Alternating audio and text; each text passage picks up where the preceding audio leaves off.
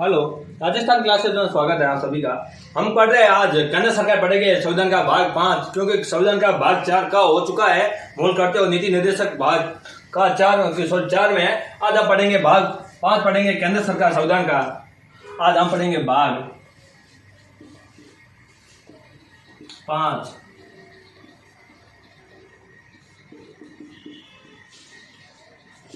केंद्र सरकार। आज भाग पढ़ेंगे 5 और केंद्र सरकार। कहां से कहां तक अनुच्छेद है तो आप बताओगे 152 से लेके 151 तक। 52 से लेके 151 तक भाग 5 में ये अनुच्छेद है जो हम पूरे पढ़ेंगे।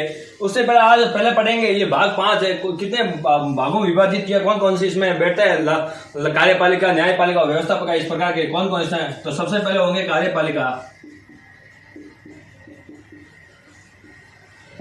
बाद में न्यायपालिका, नहीं व्यवस्थापिका लिख दो, चलो व्यवस्थापिका लिख दो, व्यवस्थापिका, न्यायपालिका,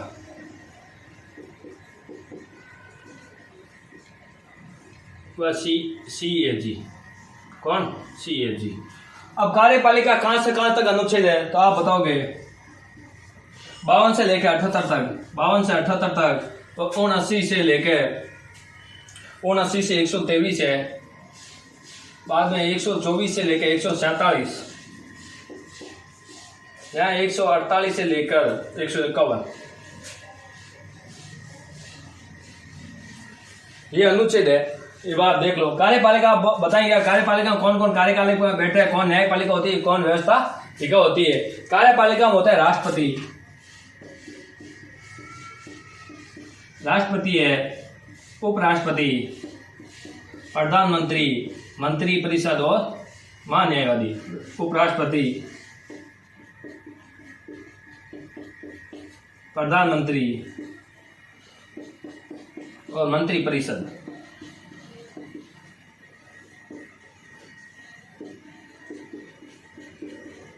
महान्यायवादी, ये सब कहाँ बैठता है कार्यपालिका में। और व्यवस्थापिका में कौन कौन है। व्यवस्थापिका में सांसद, संसद, संसद में कौन कौन सी लोकसभा और राज्यसभा, लोकसभा और राज्यसभा। न्यायपालिका को पता है, सर्वोच्च न्यायालय, उच्चतम न्यायालय,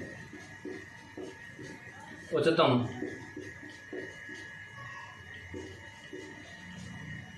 न्यायालय। CAG मतलब CA में नियंत्रण है, मान लेखा परीक्षक, ये बैठता है जो 148 से लेकर 151 तक है। आज हम पहले पढ़ेंगे राष्ट्रपति जी के बारे में पढ़ेंगे। राष्ट्रपति के कौन कौन सा अनुच्छेद संबंधित है, कहां से कहां तक है, आप पढ़ेंगे। और राष्ट्रपति से संबंधित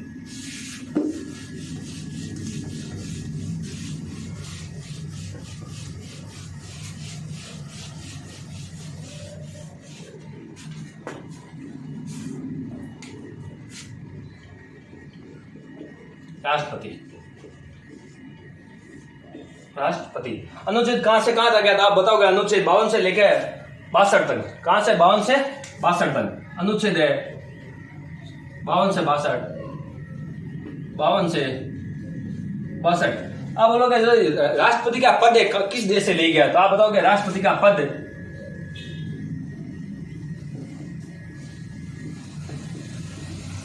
राष्ट्रपति का पद आप बताओगे कहां से लिया गया तो आप बताओगे अमेरिका। कहां से लिया गया, अमेरिका से लिया गया। अब भाग कौन सा संविधान का आपको पता है, भाग तो आपको पता है 5वां भाग है संविधान का। कौन सा भाग है, 5वां भाग है। पहले राष्ट्रपति जी के बारे में पढ़ने से पहले राष्ट्रपति की इंफॉर्मेशन जितनी भी है पूरी इंफॉर्मेशन एक बार मैं आपको दे देता हूं। ये जो राष्ट्रपति होता है भारत का प्रथम नागरिक होता है। जो राष्ट्रपति होता है भारत का कैसा होता है, प्रथम नागरिक होता है। राष्ट्रपति भारत का प्रथम नागरिक होता है।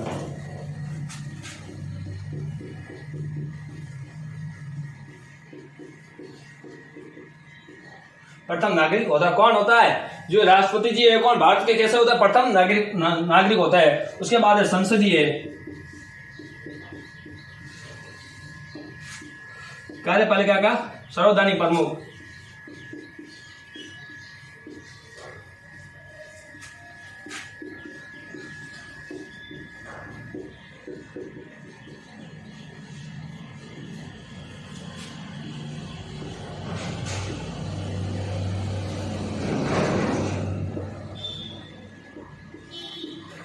जो संघीय कार्यपालिका होती है उसका प्रमुख कौन होता है? सर्वोदनी प्रमुख कौन होता है? राष्ट्रपति होता है। कौन होता है? राष्ट्रपति। औपचारिक और नाममात्रक भी कौन होता है? ये राष्ट्रपति होता है। औपचारिक तथा नाममात्रक का शासक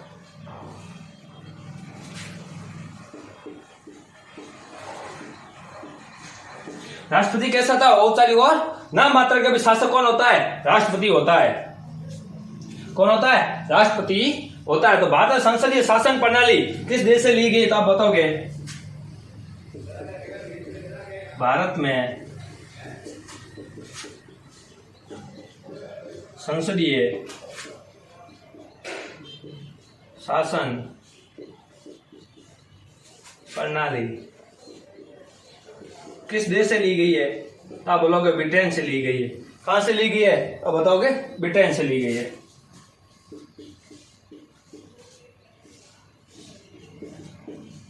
कहां से ली गई है? ब्रिटेन से। देखिए संसदीय शासन प्रणाली का मतलब दोहरी नागरिक, दोहरी संसदीय प्रणाली मतलब दोहरी नागरिकता। कैसी मतलब? दोहरी मतलब यार दो जने बैठेंगे, एक तो बैठेगा वास्तविक, एक बैठेगा नाम मात्रक। वास्तविक तो होगा वो होगा प्रधानमंत्री और नाम मात्रा का कौन होगा? राष्ट्रपति जी होंगे। मतलब जो भी काम करेंगे प्रधानमंत्री, वास्तविक तो प्रधानमंत्री, तो काम तो सब कौन करेंगे? प्रधानमंत्री। बाकी किसके नाम पर करेंगे? सब करेंगे राष्ट्रपति के नाम पर। मतलब दोहरी कार्यपालिका। यहाँ संसदीय का मतलब होता है दोहरी कार्यपालिका। संसदीय का मतलब होता है दोहरी कार्यपालिका।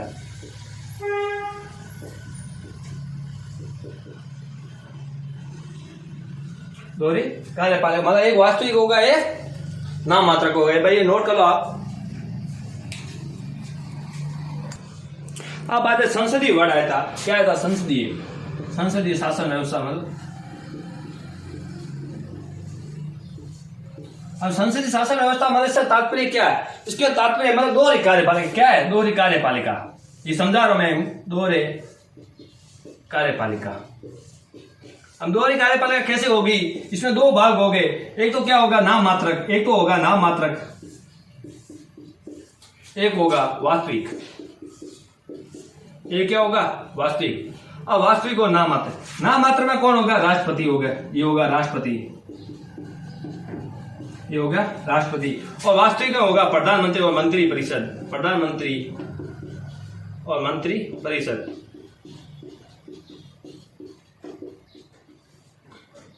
अब क्या कह रहे हैं? वास्तविक तो ये है।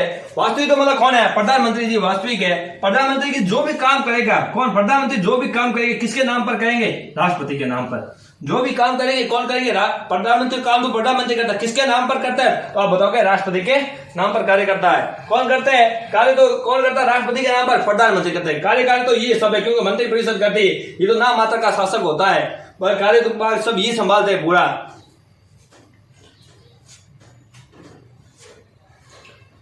अब समझ आ गया। जो वास्तविक होता है वो तो होता है कौन? प्रधानमंत्री और मंत्री परिषद। जो नाम मात्र का होता है वो होता है राष्ट्रपति जी। इसके बाद हम पढ़े राष्ट्रपति संबंधित अनुच्छेद पढ़ेंगे। कुछ राष्ट्रपति संबंधित कुछ अनुच्छेद पढ़ेंगे आप। अनुच्छेद जैसे कि अनुच्छेद 52। अब अनुच्छेद पढ़ेंगे हम 52। अनुच्छेद 52, आर्टिकल 52। आर्टिकल 52 में लिखा है कि देश में क्या एक राष्ट्रपति पद होगा। इसमें लिखा राष्ट्रपति पद का उल्लेख। राष्ट्रपति पद का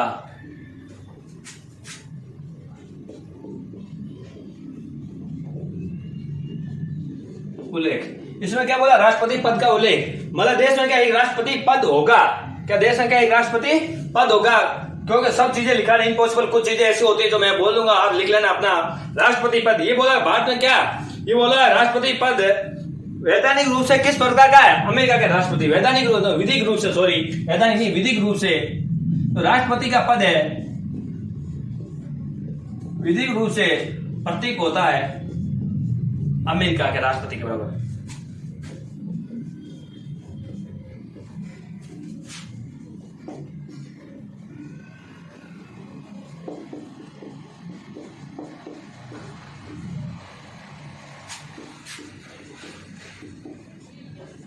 ठीक है बोला। जो भारत का राष्ट्रपति का पद होता है विधिक रूप से किसके प्रतीक होता है? अमेरिका के राष्ट्रपति के प्रतीक होता है। लेकिन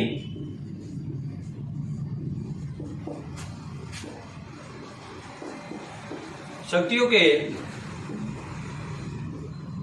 रूप में, शक्तियों के रूप में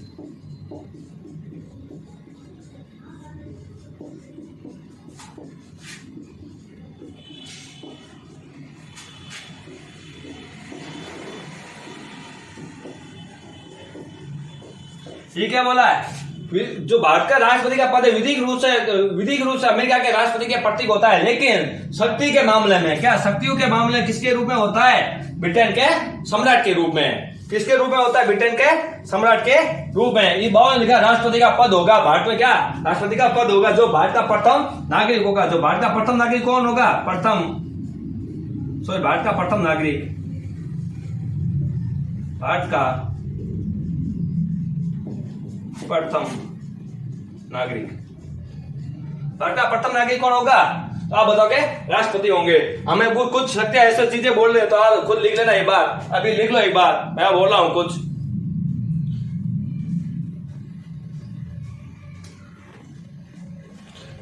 इसमें बोला कि जो मंत्री परिषद होती है तो सामूहिक रूप से किसके प्रति उत्तरदायी होती है? अब मंत्री परिषद, केंद्रीय मंत्री परिषद सामूहिक रूप से, केंद्रीय मंत्री परिषद सामूहिक रूप से लोकसभा के प्रति उत्तरदायी होती है, लोकसभा के प्रति उत्तरदायी होती है। अनुच्छेद पढ़ेंगे हम 53 में लिखा राष्ट्रपति संघीय कार्यपालिका का सर्वैधानिक प्रमुख होता है। अनुच्छेद लिखो 53 में, अनुच्छेद 53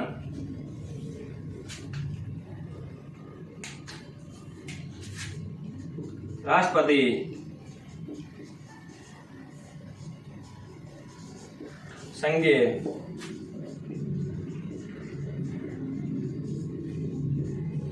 कार्यपालिका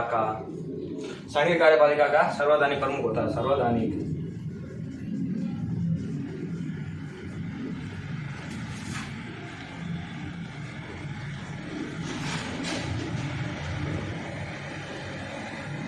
सर्वैधानिक प्रमुख होता है। ये क्या होता है? राष्ट्रपति जो संघीय कार्यपालिका मतलब संघीय कार्यपालिका मतलब मैं आपने बता चुका हूँ, राष्ट्रपति है, उपराष्ट्रपति है, प्रधानमंत्री है, मंत्री परिषद है। तो इसका सर्वैधानिक तो कौन होगा? सर्वैधानिक प्रमुख तो कार्यपालिका का कौन होगा? राष्ट्रपति होगा। क्योंकि अगर कोई भी अगर बिल या कोई भी विधेयक आएगा, जब तक राष्ट्रपति जी तो हस्ताक्षर नहीं करेगा तब तो पारित होगा नहीं, तो पारित नहीं होगा तो कानून बनेगा नहीं। तो यह क्या, विधेयक होगा तो विधेयक रहेगा, कोई बिल होगा तो बिल ही रहेगा वहां पर, तो कानून तो बनेगा नहीं। इस संज्ञा बोले इसमें क्या, राष्ट्रपति अपनी शक्तियों का उपयोग, राष्ट्रपति अपनी राष्ट्रपति लिखना राष्ट्रपति अपनी शक्तियों का प्रयोग स्वयं या अधीनस्थ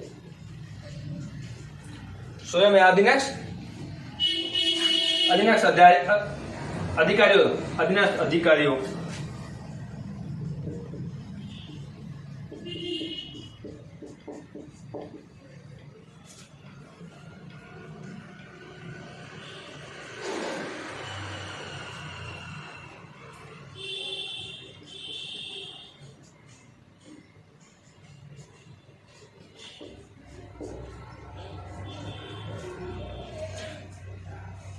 देख लो। इसमें राष्ट्रपति का संघीय कार्यपालिका का सर्वैधानिक प्रमुख होता है। जो राष्ट्रपति शक्तियों का प्रयोग या तो क्या स्वयं करेगा या तो क्या करेगा, स्वयं नहीं करेगा तो अपने अधीनस्थ अधिकारी होते हैं, जो सचिव, महासचिव, जो भी इसके अंदर में जितने अधिकारी बैठते हैं तो उनके माध्यम से ये शक्तियों का प्रयोग करेगा।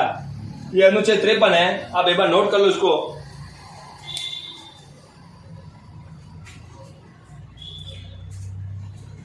राष्ट्रपति के जैसे कि वित्तीय शक्तियां है, वित्तीय है, कार्यपालिका है, न्यायिक शक्तियां है, सैन्य शक्तियां, कूटनीति शक्तियां है, आपातकालीन शक्तियां, आपको पता है भाग 18 में अनुच्छेद 52, 60 और 56। अब कौन कौन शक्तियां है उसके बारे में भी आप पढ़ेंगे आगे। जो राष्ट्रपति की शक्तियां ये आगे पढ़ेंगे, एक बार अभी अनुच्छेद पढ़ लेते हैं। अब अनुच्छेद पढ़ेंगे आगे 54। अब अनुच्छेद 54 लिखा है कि राष्ट्रपति के निर्वाचक मंडल का उल्लेख। अनुच्छेद 54 में लिखा राष्ट्रपति के निर्वाचक मंडल का उल्लेख।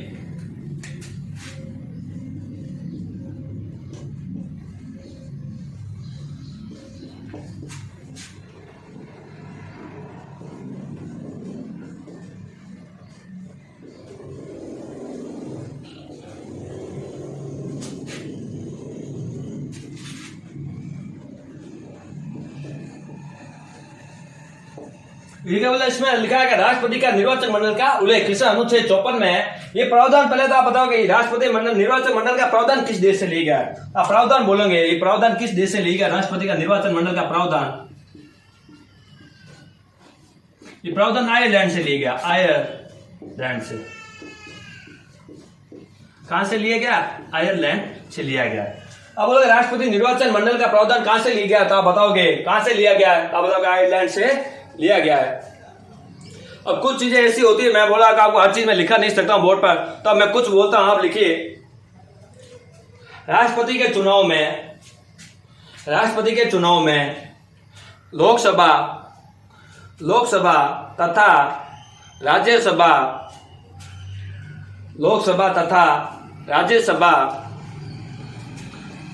विधानसभा के निर्वाचित सदस्य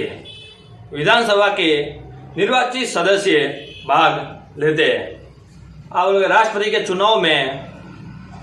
चुनाव में लोकसभा तथा राज्यसभा तथा विधानसभा के निर्वाचित सदस्य भाग लेते हैं।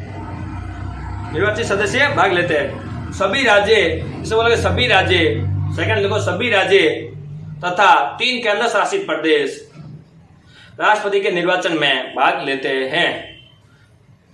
सभी राज्य तथा 3 केंद्र शासित प्रदेश राष्ट्रपति के चुनाव में भाग लेते हैं। उसके बाद आप लिखोगे विधान परिषद के सदस्य राष्ट्रपति के चुनाव में भाग नहीं लेते हैं। विधान परिषद के सदस्य राष्ट्रपति के चुनाव में भाग नहीं लेते हैं।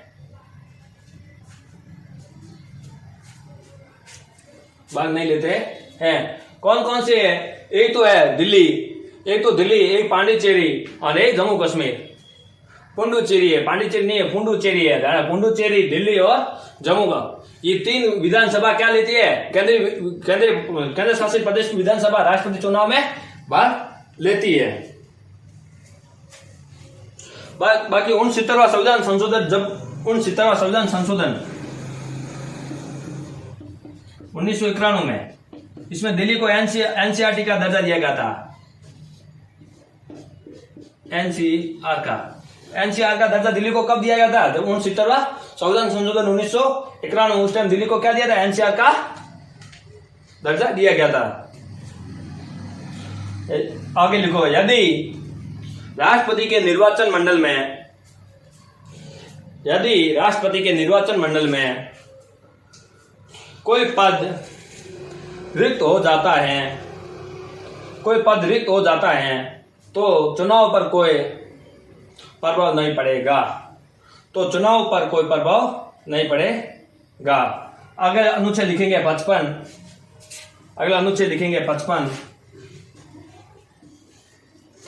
राष्ट्रपति के निर्वाचन की प्रक्रिया, इसमें राष्ट्रपति निर्वाचन की प्रक्रिया।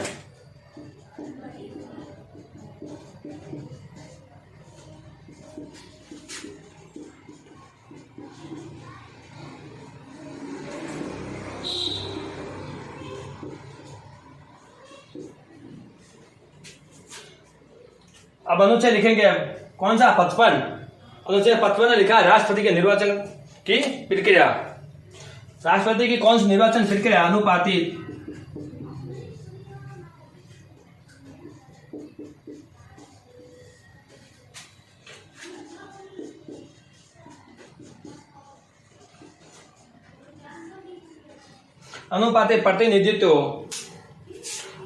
प्रतिनिधित्व एकल संक्रमण प्रणाली।